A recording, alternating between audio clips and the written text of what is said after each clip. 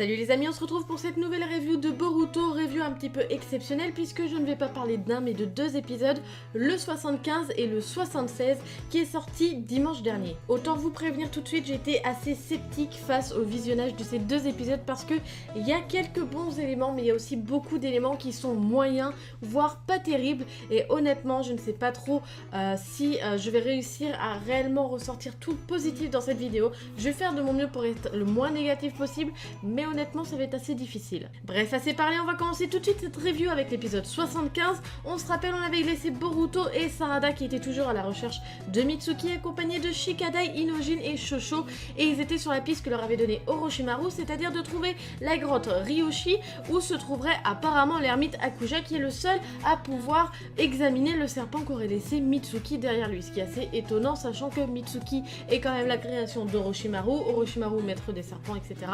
Il aurait dû pouvoir techniquement explorer un petit peu la mémoire de ce serpent. Bref, ça, on va pas revenir là-dessus encore une fois. Donc ils sont à la recherche de cette grotte. Le seul indice qu'ils ont, c'est que apparemment cette grotte se trouverait entre le monde réel et l'au-delà. Déjà à partir de là, tu te demandes un petit peu qu'est-ce qui se passe. Ils essayent de mettre en place un espace spatio-temporel. Enfin, c'est assez étrange. Comment est-ce que ils peuvent avoir accès à l'au-delà comme ça sans avoir recours à une technique qui peut user des différentes dimensions. Moi déjà là ça me pose problème, enfin bref, on va pas revenir là-dessus, mais ils la trouvent quand même assez simplement et ça on l'a vu dès le début de l'épisode puisque ils sont donc à la recherche de cette grotte et on voit bien qu'ils tournent en rond et c'est Sarada très lucide qui va s'en rendre compte puisqu'elle va reconnaître leurs traces de pas à tous et c'est là qu'elle va dire que comme quoi qu'ils tournent en rond, mais Boruto va nous sortir quand même l'excuse la meilleure, c'est que en gros pour schématiser, c'est tant que tu le veux, tu peux quoi. Et comme par magie, là, ils vont trouver leur chemin et réussir à trouver cette grotte. En même temps, ils sont observés par trois individus, on ne sait pas réellement qui ils sont, apparemment ce sont des femmes, on ne sait pas ce qu'elles veulent, mais elles ont l'air quand même assez puissantes, mais au final, après dans l'épisode, je vais vous expliquer pourquoi, mais je suis assez sceptique par rapport à leur importance et par rapport tout simplement à leur existence. Donc comme je vous l'ai dit, ils tourneront à la recherche de cette grotte Ryoshi et au final, grâce à Boruto et à sa lucidité et à son ambition, ils arrivent à trouver le chemin. Ça, encore une fois, moi j'ai trouvé ça quand même assez naze parce qu'au final, ce qui aurait été judicieux, ça aurait été, certes, on peut garder l'idée que Boruto, il est motivé, il est optimiste, donc forcément il va encourager ses camarades, puisque on voit bien que Shosho et Inojin ne sont pas du tout concernés, ça on a vraiment ce sentiment là tout au long de l'épisode d'ailleurs. Bref, et donc Boruto va essayer de les encourager, va essayer de ne pas leur faire perdre espoir et forcément il va les encourager en leur disant tant qu'on veut on peut en gros quoi. Mais il aurait été judicieux de les laisser galérer encore un petit peu quoi, qu'on voit bien que au final ça se fait pas comme ça, sauf que là c'est direct après qu'ils trouvent le chemin. On comprend bien que les trois femmes qui les observent en sont la raison puisque c'est elles en gros qui vont ouvrir l'accès à cette grotte pour pouvoir leur faire passer des épreuves, mais je trouve que ça aurait pu être fait différemment, histoire de nous faire ressentir un peu plus la difficulté et vraiment le sentiment qu'ils tournent en rond réellement. On n'attend pas plus ni une ni deux, on a directement la rencontre avec l'une de ces femmes qui, on le comprend très bien en fait, chacune représente une épreuve et ça va être en gros les Jeux Olympiques pendant cet épisode puisque Boruto va devoir passer une épreuve avec chacune pour un petit peu le faire se remettre en question, voir si il est légitime à rencontrer l'ermite Akuja et chacune va avoir sa propre épreuve et non pas que ça n'a pas été sympathique, je trouve que ça a été bien fait, c'est pas en soi le fond qui est mauvais, je trouve c'est plutôt la forme, mais ça je vais vous le dire tout de suite après. La première qu'on rencontre donc est Tagori, une jeune femme qui va donc directement les accueillir au sein d'un bâtiment qui semble être l'entrée de ce qui a l'air d'être la grotte Ryoshi, ou du moins le premier accès pour aller à cette grotte, et en gros elle va les inviter donc à s'installer, à prendre leur confort et surtout tout simplement à se restaurer face à un banquet qui ma foi a l'air quand même fort délicieux et fort chaleureux. Et ni une ni deux, Shosho bien sûr et Inojin vont essayer de se lancer face à ce buffet. Boruto va rester sur ses réserves, c'est quand même assez étonnant d'ailleurs que ce soit Boruto qui reste sur ses réserves, même s'il est accompagné par Sarada et Shikadai qui restent quand même assez en retrait, mais c'est un comportement assez inattendu qu'on n'a pas l'habitude de voir chez Boruto, lui qui est si impulsif d'habitude. Là on voit bien qu'il réfléchit, qu'il est vraiment déterminé dans sa quête, il est vraiment déterminé à trouver Mitsuki, donc il ne va pas tomber dans le piège de Tagori et ne va pas se laisser tenter par cette nourriture, même si on a quand même l'événement qui essaye de nous faire croire qu'il va tomber dedans, puisque forcément Shosho et Inojin vont directement au buffet après avoir parlé avec Tagori. Au final c'est Boruto, Shikada et Sarada qui vont s'installer un peu plus loin, et Tagori va leur apporter tout simplement des plateaux de nourriture, et c'est à ce moment là qu'en fait elle va tout simplement, comme de par hasard, faire une boulette en citant le nom de Mitsuki alors que Boruto n'en a jamais parlé. Ça c'était vu gros comme une maison, donc forcément ça y est, là l'épreuve est réussie, tout simplement parce qu'ils n'ont pas cédé à la tentation, même si Shosho et Inojin étaient en train clairement de se servir, mais ils n'y avaient pas encore goûté, et on comprend bien après l'apparition de l'aspect réel de toute cette nourriture que au final ils auraient fini par être dans un très mauvais état s'ils auraient ingéré cette nourriture. Bref, là on voit Tagori qui va prendre une forme quand même assez étrange, assez reptilienne. Est-ce que c'est sa forme réelle? Est-ce que c'est une forme tout simplement démoniaque entre guillemets? C'est une forme, moi, qui me rappelle énormément Orochimaru par rapport surtout à la forme des yeux. C'est logique, vous me direz, puisque tous ont un rapport avec les serpents. Mais c'est quand même un aspect assez proche d'Orochimaru. Ils auraient pu faire quand même un aspect plus éloigné, mais bon, on va pas déblatérer 100 000 ans là-dessus. On voit bien que donc ils ont un rapport avec les serpents, et donc Tagori montre sa vraie forme, on va dire, et en gros elle va leur dire qu'ils ont réussi l'épreuve, etc. Enfin pire que Fort Boyard. Ça y est, ils ont réussi l'épreuve, donc ni une ni deux, ils continuent leur chemin et ils vont être tous séparés. Donc Boruto va être tout seul et va se retrouver enfermé dans une pièce étrange qui ressemble à une grotte tout simplement, avec une porte qui va avoir des formes de symboles dessus, et on comprend bien qu'il va devoir un petit peu trouver quel objet va dans cette forme tout simplement pour réussir cette porte. Donc là, réussir à ouvrir cette porte. Donc là, il n'y a pas de surprise. Et donc, il va rencontrer la deuxième femme qui l'observait un peu plus tôt, et c'est Ishikishima. Et celle-ci, donc, va lui expliquer, comme je vous l'ai dit, que son épreuve, en gros, ça va être tout simplement la témérité et la patience, on va dire. Puisqu'il va devoir, avec plein de pierres au sol, trouver quelle pierre correspond à la bonne forme. Et il va quand même réussir correctement la chose, puisqu'il va lui rester juste une forme à trouver, et cette forme est quand même assez atypique, et il n'arrive pas à trouver cette forme. Et là, encore une fois, il n'y a pas eu de surprise réellement à la solution de cette énigme, puisqu'il suffisait tout simplement de prendre une pierre, de la briser, et de la faire avoir cette forme. Et ça, moi j'ai trouvé ça dommage, parce que c'était beaucoup trop deviné, et en soi c'était intéressant, c'est bien de leur faire passer des épreuves comme ça et tout, ça les fait réfléchir, etc. Mais quitte à mettre en place des réflexions comme ça, autant faire un minimum avec de la difficulté pour que la personne qui regarde l'épisode galère aussi à réfléchir en même temps que le personnage.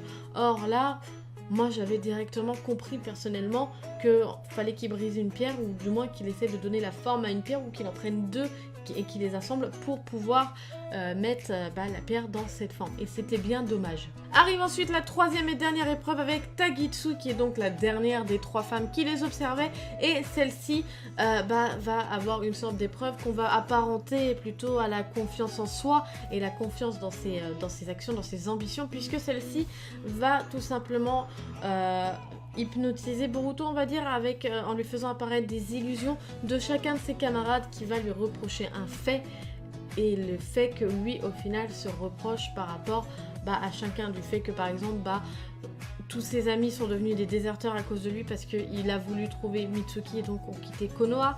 Enfin voilà, énormément de reproches qu'il se fait, et donc techniquement pour le faire perdre pied et le faire perdre son ambition de retrouver Mitsuki. Mais au final, Boruto ne va pas se laisser faire, il va réussir à passer cette épreuve et va toujours avoir la foi en ses convictions et en le fait de retrouver Mitsuki, et il va surtout avoir la foi en ses amis. Il a confiance en eux, et c'est comme ça qu'il va réussir à trouver réussir cette épreuve. Maintenant, moi je voudrais revenir sur ces trois femmes qui ont quand même un design qui ne me plaît pas. Pourquoi?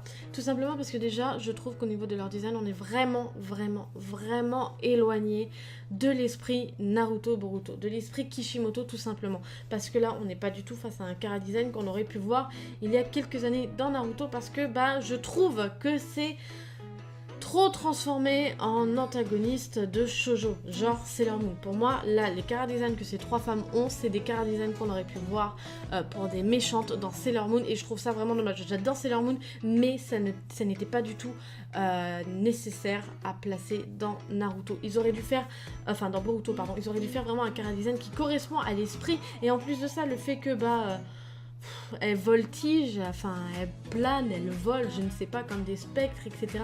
On n'est plus du tout dans l'esprit ninja, quoi. On est vraiment là dans l'esprit spirituel. Et vous allez me dire, oui, mais c'est expliqué parce que la grotte, elle se trouve entre le monde réel et l'au-delà. Donc forcément, on est face à des êtres qui ne sont ni humains, ni quoi que ce soit, donc des sortes d'esprits. Mais non, moi je trouve ça débile parce que je trouve qu'on n'est plus du tout dans l'esprit que Kishimoto nous avait enseigné, nous avait appris à l'époque avec Naruto. Je trouve que là, ils essaient de prendre une direction qui est beaucoup trop spirituelle, qui est beaucoup trop fantasy, je vais envie de dire, par rapport à l'esprit qui était au rendez-vous dans Naruto. Bref, ça c'était mon avis personnel. Maintenant, on continue un petit peu la review. Donc, nos chers amis vont réussir, enfin, Boruto va réussir donc la dernière épreuve, il va retrouver ses amis qui sont évanouis et qui, comme par hasard, vont tout simplement retrouver leurs esprits tous en même temps au moment où Boruto entre dans la pièce. Et là, ils vont se retrouver face, enfin, à l'ermite Hakuja qui, pour moi, a une folle dégaine de Jabba le Hutt dans Star Wars. Bref, on est face à un personnage qui est ignoble, mais qui, on le voit, ils ont essayé de garder un design qui quand même est proche des ermites qu'on aurait pu voir comme dans le monde des crapauds, etc. Enfin, on voit que là, il y a quand même eu un travail, une recherche de cohérence au sein du chara design de ce personnage. Et bref, donc Boruto va faire sa requête à cette ermite, mais sauf que celle-ci, oui, parce que c'est une femme, enfin une femme, on va dire quoi, va lui demander, va lui donner une condition pour, tout simplement examiner le serpent de Mitsuki, c'est qu'ils arrachent une écaille inversée au serpent Garaga. Voilà. Donc tout ce qu'on sait, c'est que c'est un serpent géant et que forcément si elle n'y va pas elle-même, c'est que il est pas très coopératif, quoi. Et d'ailleurs, elle va bien nous dire que le serpent, il fait quand même salaud, quoi. C'est pas n'importe qui. Et donc en gros, ça va être l'ultime épreuve pour réussir à avoir accès à la mémoire du serpent de Mitsuki. Voilà tout ce qui se passe dans l'épisode 75 et on va directement attaquer l'épisode 76 qui est la continuité. Mais avant ça, dans cet épisode 76, on a le droit à un nouvel opening qui est tout simplement grandiose, que ce soit au niveau de la réalisation, au niveau de l'animation, au niveau de la musique, tout est en rendez-vous. Mais maintenant ma question est, comme je l'ai reproché dans les dernières reviews que je vous ai postées, on a l'impression qu'ils essayent de s'éloigner du design de base de Naruto. Alors pourquoi est-ce que là, pour cet opening, ils sont mais plus que fidèles au design de Naruto? C'est à croire que limite on m'a entendu, quoi, on m'a entendu râler, et là ils essaient de se rapprocher de ça. Honnêtement, tu jubiles avec cet opening parce que l'animation est vraiment très belle, mais pourquoi faire ce travail juste pour l'opening et ne pas avoir un travail cohérent dans les épisodes? Je dis pas d'avoir ce niveau-là au niveau de l'animation parce que c'est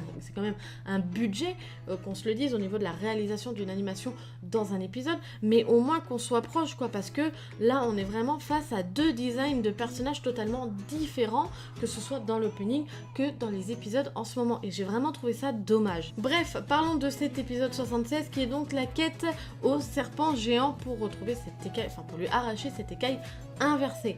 Donc tout ce qu'on sait, c'est que pour l'instant c'est un serpent géant et qu'il s'appelle Garaga.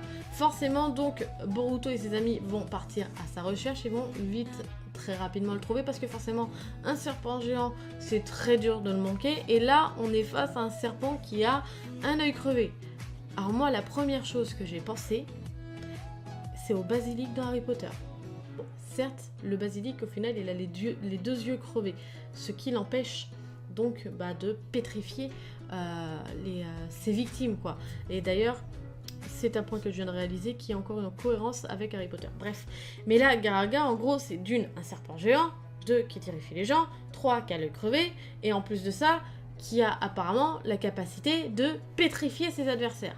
Là, on est face à une copie nippone du basilic dans Harry Potter. Pour moi, hein, honnêtement, il y a énormément de cohérence et de ressemblance dans ce personnage. Donc j'ai trouvé ça un petit peu dommage parce que moi, ça m'a sauté aux yeux. Et quand ça me saute aux yeux, honnêtement, je trouve ça dommage. Encore quand tu fais des recherches sur internet pour avoir un peu plus d'informations par rapport à tel ou tel personnage et que là on te dit oui, tel personnage a été inspiré par tel truc. Là tu dis ah ouais, j'avais pas vu le truc comme ça. Là c'est cool, mais quand toi tu le vois aussi visiblement comme ça, moi je trouve ça vraiment dommage. Honnêtement, ça m'a un petit peu déçu parce qu'au final on n'a pas réellement d'originalité dans cet antagoniste reptilien, quoi, tout simplement. Bref, autant vous dire que dans cet épisode, il ne se passe pas grand-chose, puisque on va avoir le droit déjà à un premier affrontement qui est très rapidement remporté par Garaga, hein, forcément, avec l'équipe de Boruto. Mais là, on va avoir l'intervention d'un deuxième serpent, un serpent tout bleu. Et pareil, là, on devine directement qui c'est, parce que le serpent, il intervient quand Sarada, elle est en danger, tout simplement. Donc là, tu comprends très bien que le serpent, il a un lien avec Sasuke, et que c'est le serpent qu'invoquait Sasuke, avec qui il a passé son pacte. Enfin, c'est beaucoup... C'est ça que je reproche, c'est que c'est beaucoup trop deviné, quoi. On le devine beaucoup trop rapidement, et au final, il n'y a aucune surprise, il n'y a aucune hype, rien du tout, quoi.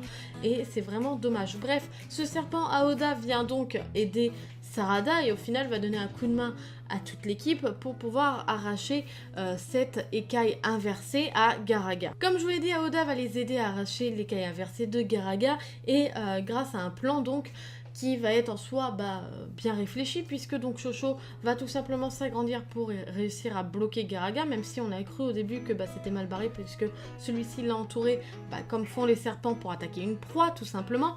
Et ensuite donc on a Inojin qui essaie de l'aveugler avec sa technique des monstres fantomatiques, et Shikadai qui va essayer de le bloquer avec cette technique des ombres. Et normalement, Boruto et Sarada devaient réussir à arracher l'écaille de Garaga, sauf qu'ils ne vont pas réussir. Et là, retournement de situation, comme je vous l'ai dit, Garaga réussit à pétrifier qui? Il pétrifie Shosho. Alors maintenant, la question, c'est est-ce que c'est temporaire? Est-ce que c'est totalement terminé pour Shosho? On ne sait pas.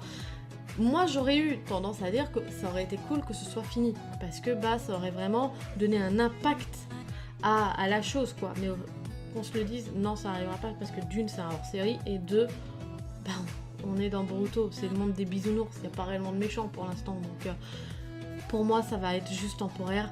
Quand ils vont réussir à lui arracher l'écaille, et Garaga il va redevenir gentil, et puis il va dire oh je te libère du maléfice, même si je pense qu'il va peut-être réussir à en pétrifier 2-3 autres en même temps, quitte à ce qu'il n'y ait que Boruto et Sarada qui restent, hein, ça ne m'étonnerait pas du tout. Donc ça c'est le cheminement principal de cet épisode 76, mais on a également d'autres éléments qui rentrent dans cet épisode et qui n'étaient pas forcément intéressants, mais on voit bien qu'ils essayent de nous mettre sur une nouvelle piste, sur des prochains événements qui pourraient se passer dans les prochains épisodes. C'est tout simplement en gros Naruto, Tsunade, etc.